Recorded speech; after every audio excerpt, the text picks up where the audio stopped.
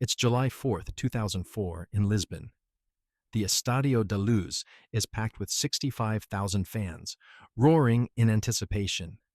Hosts Portugal, led by superstars like Luis Figo and a young Cristiano Ronaldo, are in the UEFA European Championship final on home soil. Facing them is an unlikely challenger, Greece. Few give the Greeks any chance. Yet by the end of this night, the football world will witness a miracle. Greece, the ultimate underdog, is about to shock Europe. Before this tournament, Greece had never even won a single match at a major finals. Bookmakers gave them astronomical odds, 150 to 1 outsiders to win the Euro. Many of the Greek players weren't stars. Some weren't even regular starters at their clubs.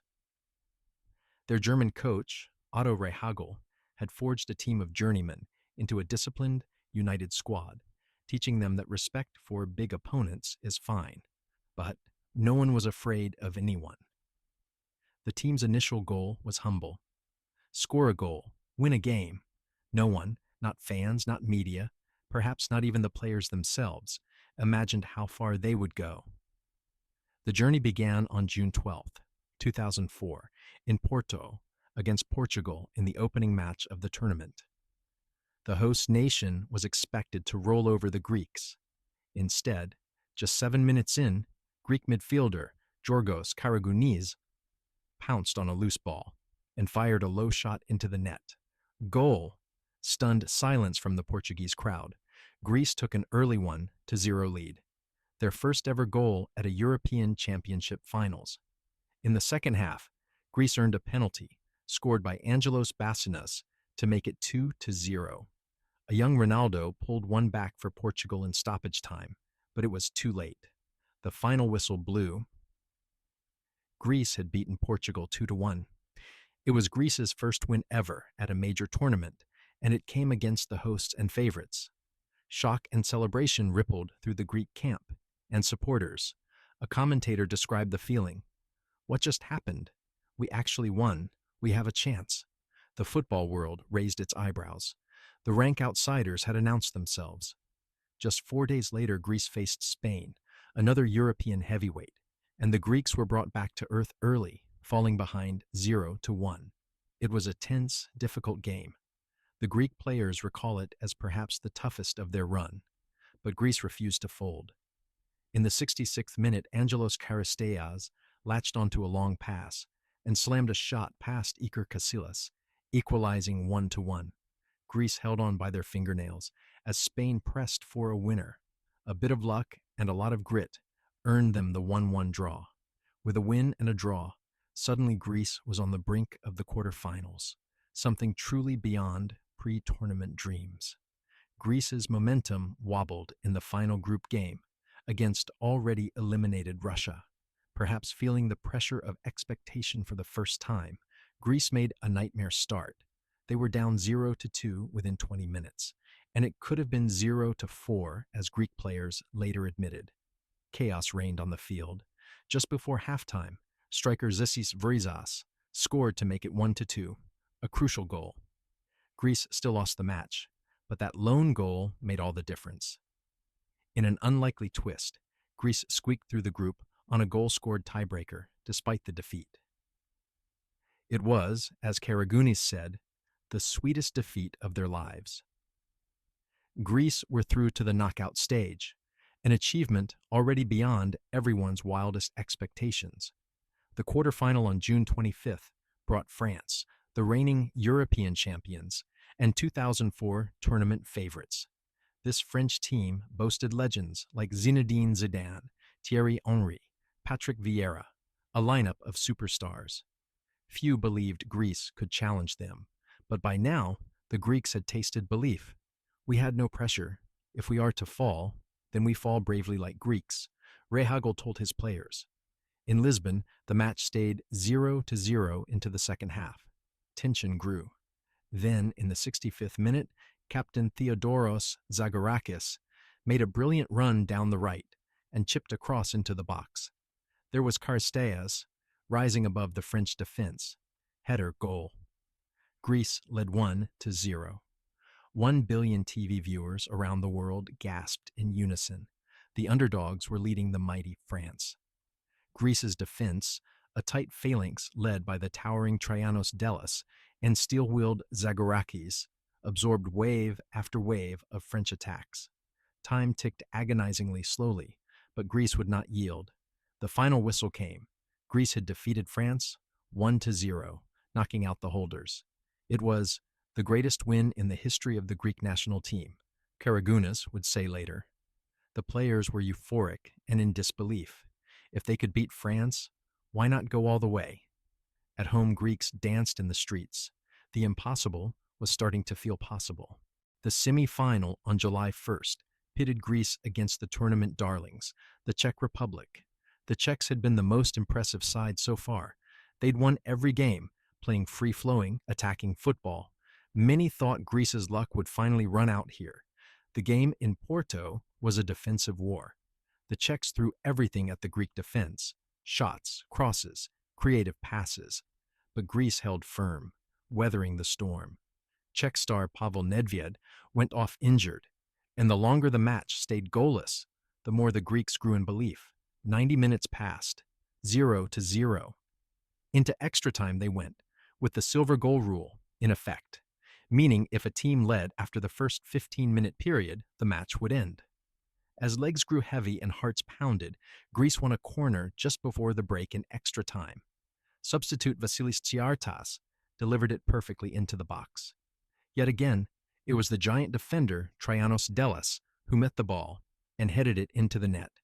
In the 105 plus first minute, Greece had scored. The referee blew for halftime of extra time, and under the silver goal rule, that was it. Greece won 1-0 and were through to the final, in one of the most dramatic endings imaginable. The Greek players and fans exploded with joy. They had toppled another giant.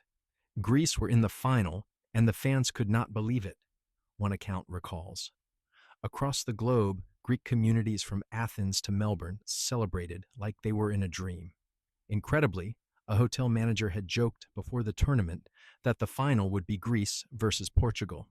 The Greek squad laughed at the absurd idea. Now it was real.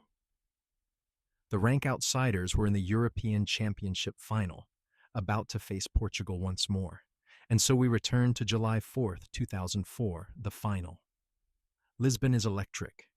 Portugal's nation is on edge, praying their golden generation will claim the trophy at home. The Greek team, already immortal back home, is loose and confident. They have nothing to fear after slaying 3 European powers. Still, the pressure is immense on the hosts. Goalkeeper Antonis Nicopolidis recalls seeing the anxiety on Portuguese players' faces, even on legends like Figo. As the match kicks off, Portugal dominates possession, determined to avoid another embarrassment. The Greek formation is a wall of blue, every player defending with discipline. The first half yields no goals. Every minute that stays 0-0, Portuguese nerves fray further. Early in the second half, Portugal nearly scores, but Greece's defense scrambles the ball away. Then, at the 57-minute mark, Greece earns a corner, their favorite weapon. Midfielder Kostas Katsouranis sends a high corner into the penalty area. Angelos Charisteas times his run, leaps, and heads the ball powerfully into the net. Goal for Greece. Incredibly, Greece lead 1-0 in the European Championship final. The stadium is stunned. A quarter of the crowd is Greek and goes into delirium, while the remaining Portuguese fans fall into a shocked silence. On the sidelines, Portuguese legend Eusebio is shown with tears in his eyes, reminiscent of his heartbreak in 1966. Portugal now throws every attacker forward. Deco, Ronaldo, Figo all press desperately. Cristiano Ronaldo, just 19 at the time, comes close with a header, but sends it over the bar. Then he too starts to cry, sensing the trophy slipping away. Greece retreats into a defensive shell, every player fighting like a gladiator to protect the lead. Time seems to slow down. "You had the feeling there was no chance we were going to lose?" Charisteas said of that moment, remembering how every Greek player sacrificed themselves for this miracle. The final minutes are under siege: crosses, shots, prayers from Portugal, and resolute clearances from Greece. Nicopolidis catches one last desperate cross. The referee checks his watch and blows the final whistle. Greece have done it. The unthinkable has become reality. Greece are the champions of Europe. Players in white and blue shirts sprint across the field, some crying, some with hands on heads in disbelief. It was a moment where I asked somebody to pinch me to see if I was dreaming, Nicopolidis would later say. The Portuguese players sink to their knees. Their fans are in stunned sorrow. But the Greeks are in heaven. Captain Zagorakis lifts the Henri Delaunay trophy, a sight scarcely imaginable just a few weeks prior. In that instant, Greece, a nation often on the periphery of football success, stands proudly on top of Europe. The celebrations back home begin the very second the match ends. Fireworks light up the night sky over Athens as the entire country erupts in an unprecedented paroxysm of euphoria, wrote one newspaper. People pour into the streets in every city and village. Car horns blare, church bells ring. In Athens, crowds gather by the tens of thousands in Omonia Square, waving Greek flags and singing. Strangers hug and dance in the streets. Even Greece's usual political and football divisions evaporate. Football has managed to unite the country, something politics wasn't able to do. Rehagel remarks amid the celebrations. Old and young, men and women, even Orthodox priests joined the party in the streets.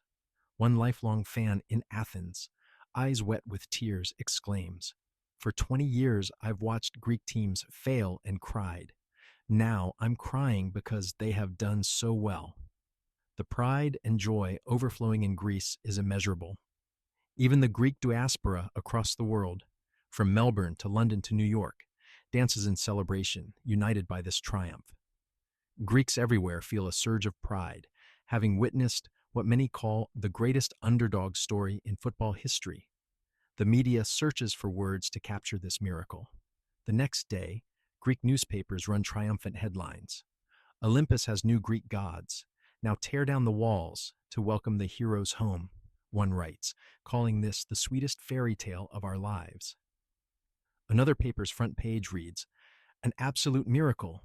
Can you believe it?" Greece are the champions of Europe.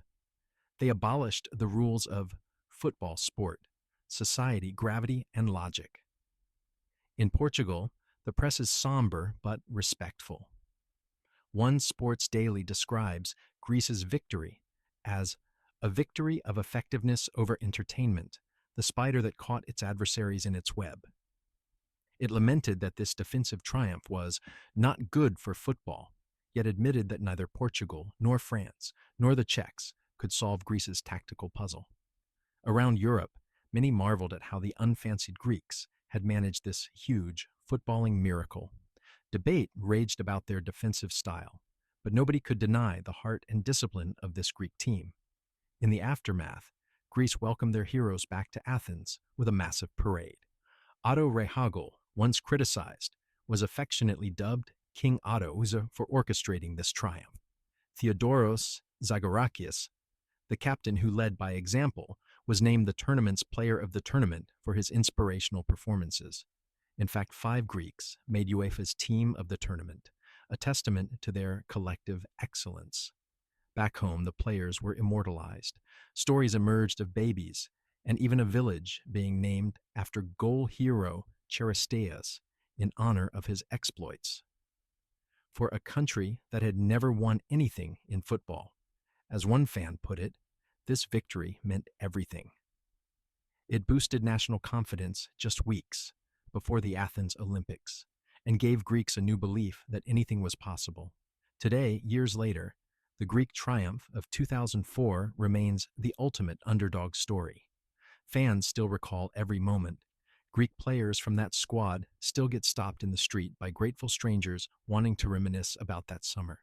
It's a story that inspires not just Greeks, but sports lovers everywhere. The legacy of Euro 2004 is that dreams in football do sometimes come true.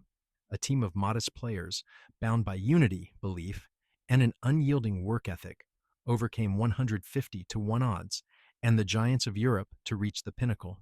This is the tale of Greece's Euro 2004 victory, a tale of hope and heart, of a nation that dared to dream. It's the story of how the ultimate underdogs climbed from obscurity to the top of Europe, stunning the world and reminding us all that in football, miracles can happen.